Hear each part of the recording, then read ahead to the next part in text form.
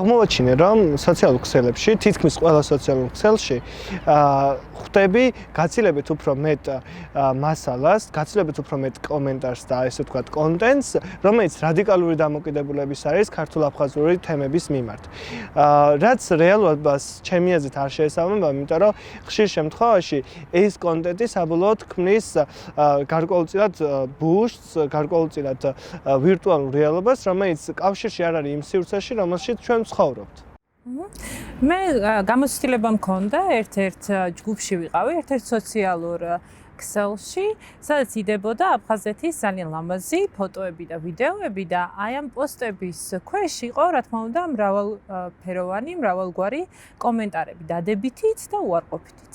უარყოფითი კომენტარები გამოირჩეოდა განსაკუთრებული რადიკალიზმით და შეიცავდა სიძულვილის ენას.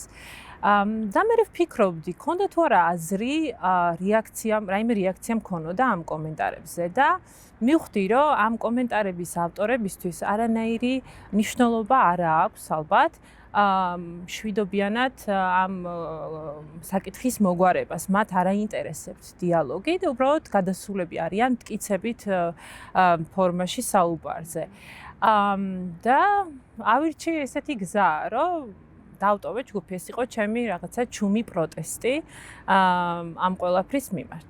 კი, ნამდვილად არსებობს მდუმარე პროტესტის ესეთი ფორმა, იმიტომ რომ ხშირ შემთხვევაში ჩემი დაკვირებითაც ძალიან ბევრი ადამიანი ტოვებს სივრცეს, ან ერიდება პასუხის გაცემას, კომენტარის ესე ვთქვათ დატოვებას, პოზიტიური ხასიათის, მშვიდობის მშენებლობის შემცველი კომპონენტების, მესიჯების დატოვებას ადამიანების მიმართ, რომლებიც მსგავსი რადიკალიზმით გამოირჩევიან სოციალურ ქსელში. რაც საბოლოოდ ქმნის გარკვეულწილად ბევრი სახის და დამოუკიდებელ და ბევრი სახის სხვადასხვა მასალას, კონტენტს, რომელიც რადიკალური შინაარსისაა და არ არსებობს მეორე მხარე, რომელიც ამბობს, რომ იცით რა, მშვიდობის მშენებლობა და მშვიდობის მშენებლობის პროცესი ჩვენთვის გაცილებით უფრო მნიშვნელოვანია. არა და ჩემი გამოცდილებით ესეთი პოზიციის ადამიანები უფრო მეტნი არიან რეალურად სივრცეში. ჩემი პოზიციაც ეგეთია, რომ მეც მქონია შემთხვევა, როდესაც რაღაცა პოზიტიურის დაწერა მინდოდა და უბრალოდ თავი შევიკავე, იმიტომ რომ ძალიან ბევრი მასალა იყო და ბევრი კომენტარი იყო იმ კონკრეტული პოსტის ქვეშ რადიკალური შინაარსის.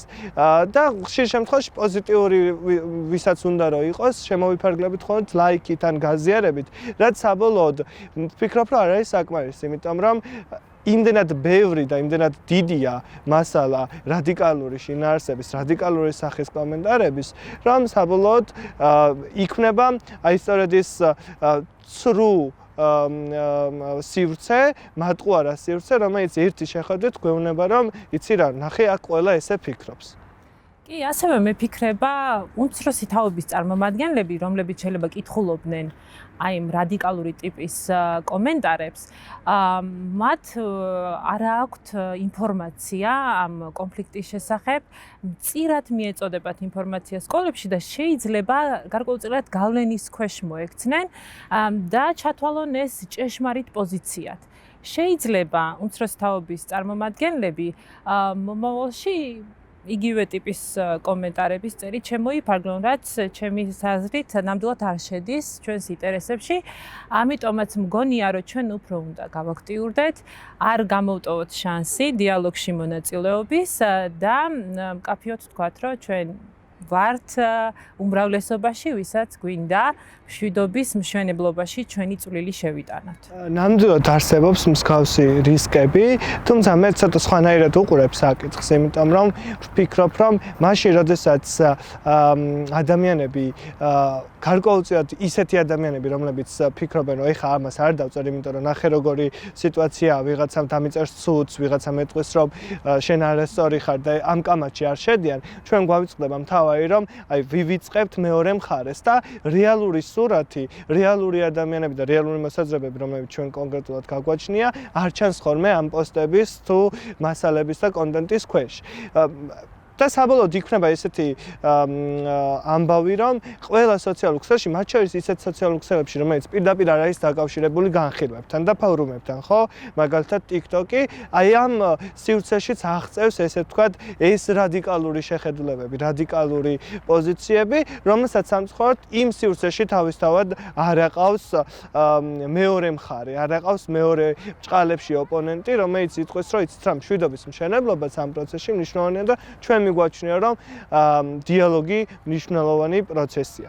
საბოლოოდ მეც ვფიქრობ, რომ მათ შორის მეც უნდა დავიწყო პოსტებზე კომენტარების წერა. მათ შორის იმ შეხედულებების და იმ პოზიტიური ხედვების, რომელიც აი ამ პროცესთან მიმართებით მე მაქვს, იმიტომ რომ ჩემი დაკვირებითაც, ჩემს ვოლზეც, Facebook-ზეც, სხვა სოციალურ ქსელებშიც ხვდები ხოლმე ძირითადად ნეგატივს და თავს ვიკავებ ხოლმე, შემოვიფარგლები ან დისლაიკით, ან ლაიკით, რომელიც ძალიან მცირე ნაბიჯი არის პოზიციის გამოხატვისთვის.